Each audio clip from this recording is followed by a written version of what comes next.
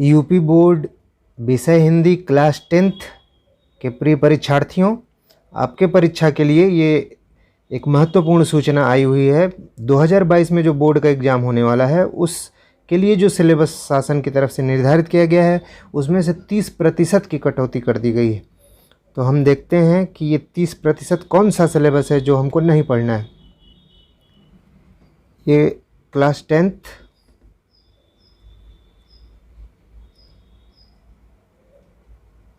दो 2021-22 का सत्र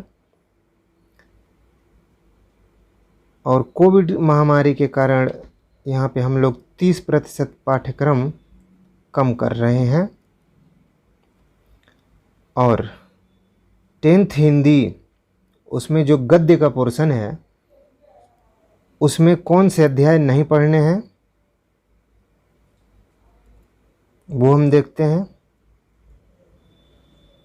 गद्य में कुल 7 अध्याय हैं, जिसमें से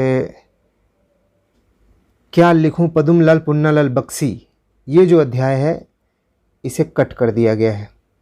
तो आप अपने पुस्तक में कट का निशान लगाओ कि हमको ये नहीं पढ़ना है, पदुमलाल पुन्नालाल बख्शी क्या लिखूं।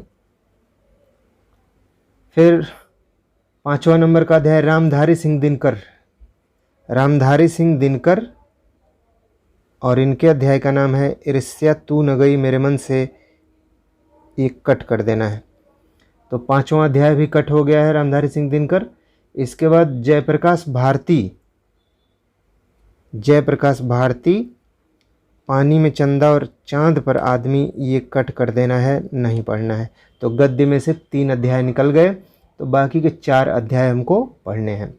तो ये एकदम क्लियर हो जाना चाहिए कि बोर्ड 2022 के एग्ज़ाम में ये अध्याय हमको नहीं पढ़ना है। अब आगे बढ़ते हैं। काव्य, कविता का जो पक्ष है उसमें क्या परिवर्तन किया गया है, कौन से अध्याय निकाल दिए गए हैं। तो जो निकाला हुआ अध्याय पहला है वो सुमित्रानंदन पंत हैं, और इनकी जो कविता है चंद्रलोक में प्रथम बार, चंद्रलोक में प्रथम बार, ये हमको नहीं पढ़ना है, तो इसे कट लगा देना है। तो सुमित्रानंदन पंत की 2 कविताएं हैं सिलेबस में, चंद्रालोक में प्रथम बार, इसे कट कर दिया गया है, लेकिन बाकी जो बचा है सुमित्रानंदन पंत का उसे हमको पढ़ना पड़ेगा। और आप देख लो, ये शायद यही अध्याय बचा है, तो ये हमको पढ़ना है।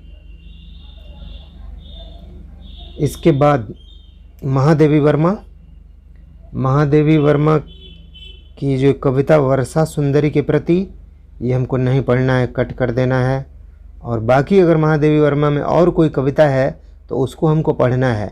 किसी भी अध्याय में किसी भी कवि की अगर 2 कविताएं सिलेबस में हैं, उसमें से एक कविता कट गई है तो सिर्फ एक को बाहर करेंगे, उसकी एक कविता हमको पढ़नी है। तो महादेवी वर्मा वर्षा से सुंदरी के प्रति, ये हमको कट कर देना, नहीं पढ़ना है। और इनकी हिमालय से अगर बच रही है तो इसको हमको पढ़ेंगे। माखनलाल चतुर्वेदी, अगले हैं माखनलाल चतुर्वेदी 8वें नंबर पे, इनकी रचना जवानी जो है ये नहीं पढ़ना है, इसे कट कर देना है। बाकी माखनलाल चतुर्वेदी की और जो कविता है पुष्प की अभिलाषा, वो हमको पढ़ना है। आगे बढ़ते हैं। केदारनाथ सिंह, इनकी रचना है नदी, नदी को नहीं पढ़ना है, कट कर देना है केदारनाथ सिंह की। तो इनकी एक ही कविता है, तो इसलिए केदारनाथ सिंह को पूरा हम कट कर सकते हैं। इसके बाद हैं अशोक वाजपेयी, अशोक वाजपेयी की कविता युवा जंगल, युवा जंगल अशोक वाजपेयी की, तो इसे हमको कट कर देना है, नहीं पढ़ना है अशोक वाजपेयी। और बाकी इनकी एक और रचना भाषा एकमात्र अनंत है, अशोक वाजपेयी, इनकी एक रचना भाषा एकमात्र अनंत है, इसे हमको पढ़ना है।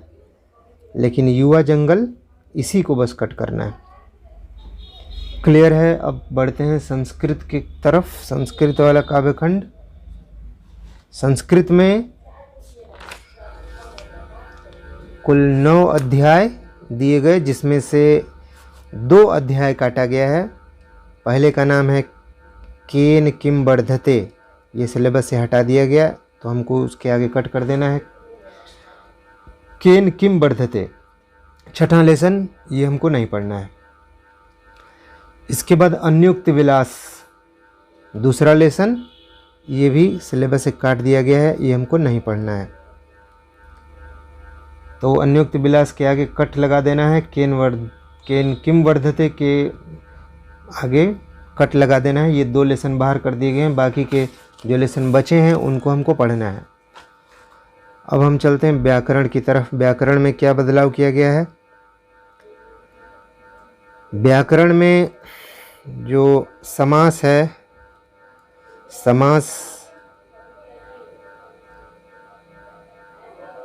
समास वाले में क्या करना है हमको? कर्मधारय समास के, आप अपनी पुस्तक में समास वाले पेज पे जाना है, वहाँ से कर्मधारय के पास कट लगा देना है। ये सिलेबस से निकाल दिया गया है। फिर है बहुब्रीहि समास, इसे भी निकाल दिया गया है। तो 2 समास निकाल दिए गए हैं। बाकी के जो और समास हैं किताब में, वो हमको पढ़ने हैं। संधि पे चलते हैं। कई संधियाँ सिलेबस में दी गई हैं, जिसमें से वृद्धि संधि को कट कर दिया गया है। तो बाकी जो और संधि बचती हैं वो हमको पढ़ना है। सर्वनाम रूप जहाँ पे होता है संज्ञा सर्वनाम का, तो सर्वनाम वाले भाग में तद शब्द और युष्मद शब्द, ये दोनों कट कर देना है। ये हमको नहीं तैयार करना है परीक्षा के लिए। धातु रूप यानी क्रिया वाले रूप में चलेंगे, तो दृश्य धातु का रूप और पच धातु का रूप कट कर देना है। ये सिलेबस से हटा दिए गए हैं, इनको नहीं पढ़ना है।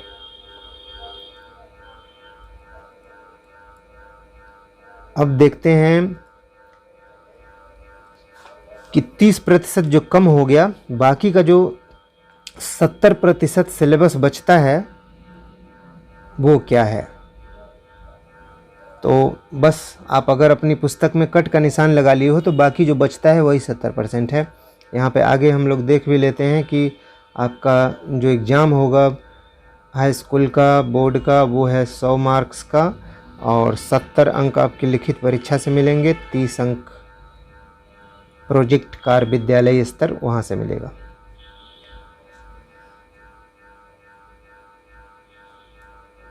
बाकी यहाँ देखते हैं कि 70 अंक में पहला प्रश्न क्या रहेगा। पहला प्रश्न रहेगा हिंदी गद्य के विकास का संक्षिप्त परिचय, यानी कि जहाँ पे गद्य आपकी पुस्तक में शुरू होता है उसके पहले निबंध के अध्याय, उसके पहले जो भूमिका दी गई होती है उसी में हिंदी गद्य के विकास का परिचय दिया गया होता है। उसमें शुक्ल और शुक्लोत्तर युग, आचार्य रामचंद्र शुक्ल का जो युग है और उनके बाद का जो युग है, उसमें जो भूमिका दी गई है वहाँ से 5 प्रश्न ऑब्जेक्टिव टाइप के बनाए जाएंगे और ये 1-1 नंबर के होंगे। फिर ऐसा ही काम करना है हिंदी पद्य का संक्षिप्त इतिहास, अर्थात जहाँ से आपकी पुस्तक में कविता शुरू होती है वहीं पे भूमिका दी गई होती है पद्य की, और उस भूमिका विशेषकर रीतिकाल और आधुनिक काल, उस भूमिका में से भी 5 प्रश्न बनाए जाएंगे। तो ये जो ऑब्जेक्टिव टाइप के प्रश्न आएंगे इनको हम वहीं से तैयार करेंगे। दूसरा प्रश्न जो है 6 नंबर का होगा और ये 6 नंबर कैसे मिलेंगे? संदर्भ के लिए, यहाँ संदर्भ दिख रहा है 2 मार्क्स, रेखांकित अंश की व्याख्या के लिए 2 मार्क्स और तथ्य परक के लिए 2 मार्क्स। तो संदर्भ में आप जानते हो कोई भी गद्य का किसी भी निबंध के अध्याय से आया होगा कोई भी गद्य खंड, तो उसका संदर्भ बताना है कि उसके लेखक कौन है और वो उस अध्याय का नाम क्या है। तो ये संदर्भ हो जाएगा। रेखांकित अंश, उसमें से किसी एक लाइन के नीचे रेखा खींची गई होगी और सिर्फ उसी लाइन की आपको व्याख्या करना है, इसके लिए 2 अंक। और तथ्यपरक प्रश्न, यानी कि उस गद्य खंड में आए हुए कुछ महत्वपूर्ण फैक्ट, कोई सूचना, जिससे 2 प्रश्न और बनाएगा, जैसे कि इसमें ये पद्य खंड किस भाषा, ये गद्य खंड किस भाषा का है, या इसमें कौन सा विचार है, कौन सा भाव है, इस तरीके के प्रश्न पूछ सकता है। लेखक का मत क्या है, इस तरीके से इस पे प्रश्न बनाता है। तो ये मिलके टोटल 6 अंक देंगे। तीसरे प्रश्न की तरफ चलते हैं जो होगा काव्य से काव्य हेतु। तो ठीक वैसा ही बंटवारा है अंक का, 6 अंक का आएगा और इसमें से 1 अंक संदर्भ को दिया जाएगा, 4 अंक व्याख्या पे दिया जाएगा और 1 अंक काव्य सौंदर्य पे दिया जाएगा।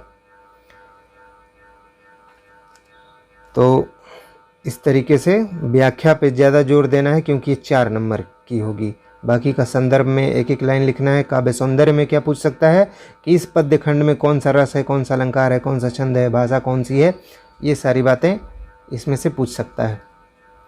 चौथा प्रश्न, चौथे प्रश्न में संस्कृत गद्य अथवा पद्य का संदर्भ सहित हिंदी में अनुवाद करना है। तो जो संस्कृत के अध्याय हैं उनमें से गद्य और पद्य दोनों आया होगा, संस्कृत का गद्य और पद्य, तो उनका संदर्भ सहित हिंदी में अनुवाद करना है।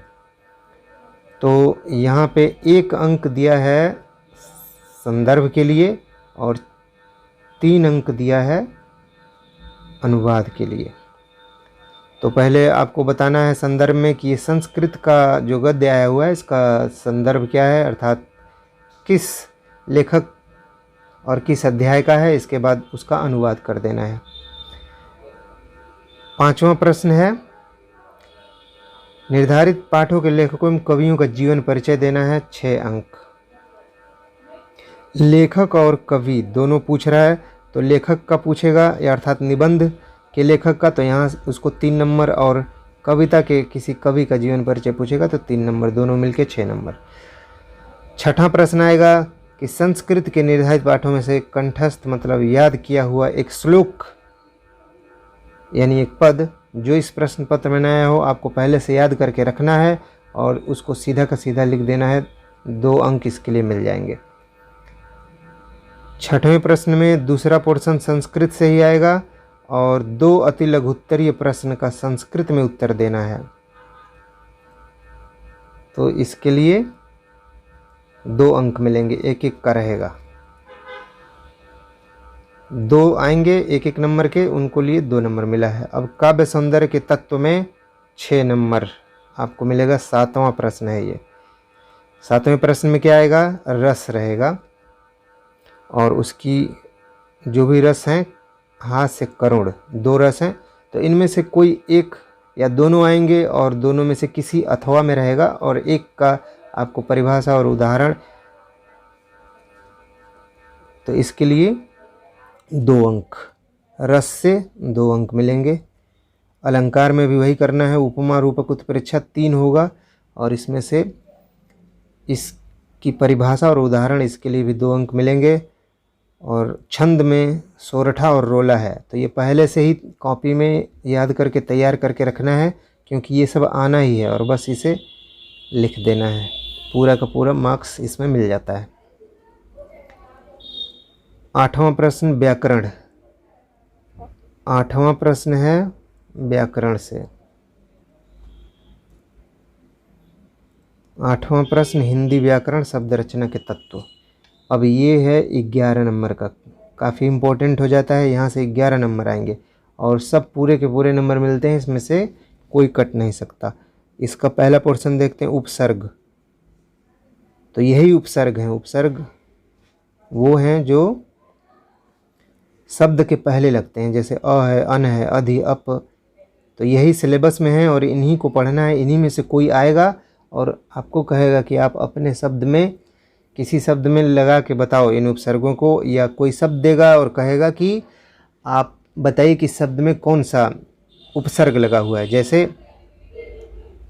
अधिगम शब्द है, अधिगम शब्द दे देगा उदाहरण के तौर पे और कहेगा कि बताइए अधिगम शब्द में कौन सा उपसर्ग लगा है, तो आपको अधिगम में बता देना है कि अधि उपसर्ग लगा है। तो ऐसे ही ये किसी भी शब्द के पहले एक निर है, निर अभिमानी, तो अभिमानी शब्द है, निर उसमें उपसर्ग लगा हुआ है, तो ऐसे ही आएगा, इसको आसानी से ये हो जाएगा और ये इसके लिए 2 मार्क्स मिल जाएंगे। प्रत्यय ये शब्द के बाद लगता है, जैसे कि लिखावट, ये अंत में वट है, लिखने में वट को मिलाएंगे तो बनेगा लिखावट और अंत में रहता है, तो अब आराम से कोई शब्द आएगा जैसे लिखावट परीक्षा में आएगा, पूछेगा बताइए कौन सा इसमें प्रत्यय लगा है, तो आप पहचान लोगे कि वट प्रत्यय लगा हुआ है। ये आई है तो मीठा शब्द में आई लग गया तो बन गया मिठाई, और आपसे परीक्षा में पूछेगा मिठाई शब्द में कौन सा प्रत्यय लगा है, तो तुरंत पहचान लोगे आई लगा है। इसके लिए भी 2 मिल जाएंगे। समास द्वंद्व और द्विगु सिलेबस में है तो दोनों आएंगे, दोनों में से किसी एक का लिखना रहेगा, तो इसको भी पहले से याद करके और इसका उदाहरण आप रख सकते हो। इसके लिए 2 अंक फिक्स हो जाएगा। तत्सम शब्द और तत्सम, संस्कृत के समान शुद्ध शब्द को तत्सम बोलते हैं। तो तत्सम शब्द जो सिलेबस में हैं उनको हमको याद करना है, और पूछेगा 4 ऑप्शन में से कि इसमें से कौन सा तत्सम शब्द है चुनिए, या कोई तद्भव शब्द दे देगा, पूछेगा कि इस तद्भव का तत्सम क्या होता है, आप लिखिए। तो इसके लिए भी 2 मार्क्स मिलेंगे। पर्यायवाची जो भी कोर्स में किताब में दी गई है सबको आपको तैयार करना है, इसके लिए भी 2 अंक मिल जाएंगे। अब हम लोग चलते हैं 9वें प्रश्न पे। संस्कृत व्याकरण एवं अनुवाद, ये भी 8 नंबर का, यानी कि इस हिंदी के पेपर में अगर परसेंटेज काफ़ी हाई बनाना है तो व्याकरण वाले पोर्शन को मजबूत करना होगा। और ये ज़्यादा कठिन नहीं है, एक एक लाइन का है, फैक्ट है। जो भी आप लिखोगे पूरा का पूरा नंबर देगा, कटने वाला नंबर नहीं है। तो ये देखते हैं इसमें यण संधि। यण संधि का क्या करना है, परिभाषा, उदाहरण और पहचान। तो इसमें कैसे प्रश्न पूछेगा, उदाहरण दे देगा, पूछेगा कि बताइए इसमें कौन सी संधि है, या कोई उदाहरण देगा, कहेगा इसका संधि विच्छेद करिए, या संधि विच्छेद दिया रहेगा और बोलेगा कि बताइए कि जुड़ करके क्या बना। तो यण संधि के नियम को अच्छे से पढ़ लेना है, और ये 2 नंबर दे देगा। शब्द रूप, फल का, मति का, मधु का और नदी का, तो इन चारों को याद करना है, और विभक्तियों एवं वचनों में, सभी विभक्ति एवं वचन में याद करना है। तो इसमें से नदी ज़्यादा इम्पोर्टेंट है, और मधु शब्द, तो 2 को आप याद कर लोगे तो इसमें कोई सा भी पूछेगा, चतुर्थ विभक्ति बताइए, पंचमी विभक्ति बताइए, एक वचन बताइए, द्विवचन, तो इसको अच्छे से लिख करके रट के याद करना होगा।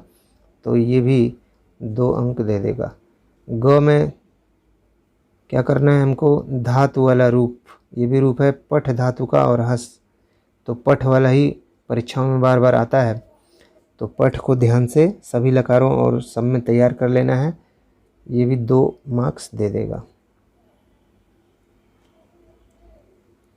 इसके बाद घ नंबर, हिंदी के सरल वाक्यों का संस्कृत में अनुवाद करना है। तो हिंदी के कुछ वाक्य दिए रहेंगे, उनको संस्कृत में बदलना है, अनुवाद करना है। इसके लिए भी 2 नंबर मिलेंगे। अब चलते हैं 10वें नंबर पे, निबंध है। ये होगा 6 नंबर। निबंध किस पे आएगा, सांस्कृतिक, आर्थिक, शिक्षा, पर्यावरण, यातायात, वैज्ञानिक। तो अभी जो करंट में चल रहा है बर्निंग टॉपिक वो है स्वास्थ्य, क्योंकि बीमारी महामारियां फैली हुई हैं, तो स्वास्थ्य पे आने की, कोरोना को लेकर के ज़्यादा संभावना है। तो इस पे स्वास्थ्य पे निबंध तैयार करना है। 6 नंबर आपको मिलेंगे। और एक है खंड काव्य। खंड काव्य जिसकी कथा वस्तु, घटनाएं और चरित्र चित्रण, तो इसके लिए 3 नंबर दिया गया है। तो जो भी खंड काव्य जिस जिला में चलता है उस ज़िले में उस खंड काव्य को पढ़ना है, और उस खंड काव्य का जो प्रमुख पात्र है, जो उसका हीरो है, जो नायक है, उसी के चरित्र की क्या विशेषताएं हैं उसके बारे में हेडिंग बाय हेडिंग याद कर लेना है और वो लिख देना है, और कथा वस्तु याद कर लेनी है। तो यहाँ से यही 2 प्रश्न बनेगा, कथा वस्तु लिखिए या तो उस खंड काव्य के जो प्रमुख नायक हैं उनका चरित्र चित्रण कीजिए। बस यही, इस पे 2 ही टाइप के प्रश्न बनते हैं, तो ये 3 नंबर तैयार हो जाएगा।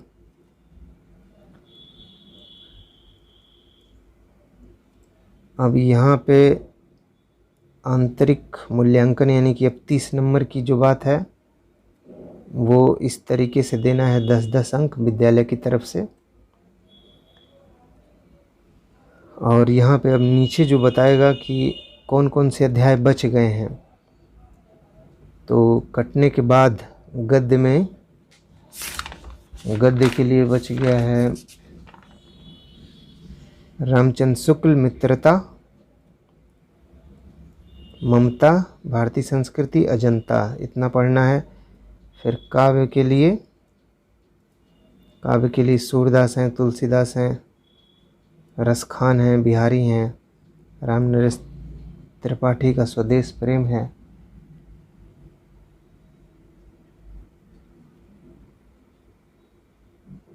मैथिली शरण गुप्त,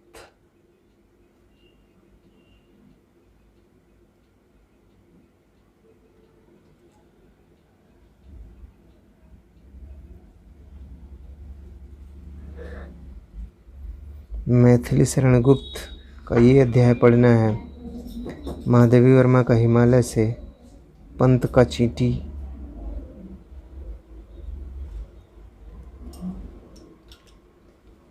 माखनलाल चतुर्वेदी, पुष्प की अभिलाषा, सुभद्रा कुमारी चौहान, झांसी की रानी की समाधि पर, और श्याम नारायण पांडे, हल्दी घाटी, अशोक वाजपेयी, भाषा एकमात्र अनंत है।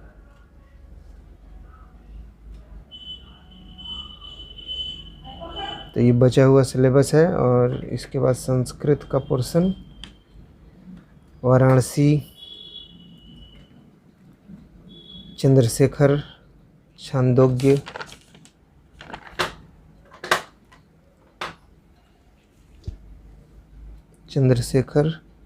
छांदोग्य उपनिषद,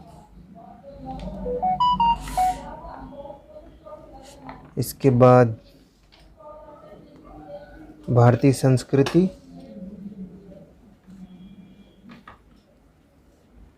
वीरेण पूज्यते, आरूढ़ी, संवाद, जीवन सूत्राणी।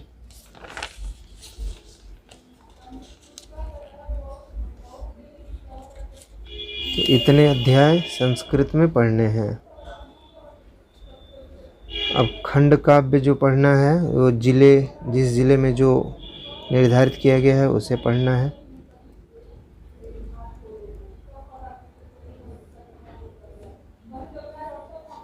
यहाँ पे ज्योति जवाहर, अग्र पूजा, मेवाड़ मुकुट, जय सुभाष, मातृभूमि के लिए कर्ण, करमवीर, भरत, तुमूल। तो जिनके जिस ज़िले में जो निर्धारित किया गया है उनके ज़िले में वही पढ़ना है। जैसे एग्जाम्पल के तौर पे देखते हैं कि ये मेवाड़ मुकुट, ये बुलंदशहर, देवरिया ज़िला, बरेली, सुल्तानपुर, ऐसे ज़िलों में ये निर्धारित किया गया, तो वहाँ के बच्चे इसको पढ़ेंगे। बाकी जैसे मुक्ति दूत है तो अब ये गाजीपुर, बाराबंकी इधर के लिए है, ऐसे अलग अलग हैं। तो इसमें जो निर्धारित किया गया है वही पढ़ना है बस। बाकी का किताब में से दूसरा नहीं पढ़ना है। जो हमारे ज़िले में निर्धारित है सिर्फ उसी को पढ़ना है, उसी के प्रश्न का उत्तर तैयार करना है।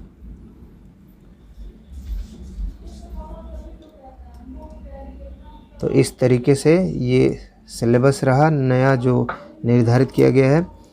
और इस तरीके का अगर आप और वीडियो चाहते हो तो इस चैनल हिंदी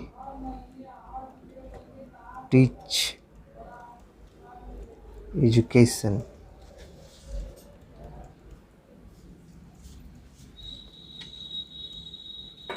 को सब्सक्राइब करना है। फिर मिलते हैं।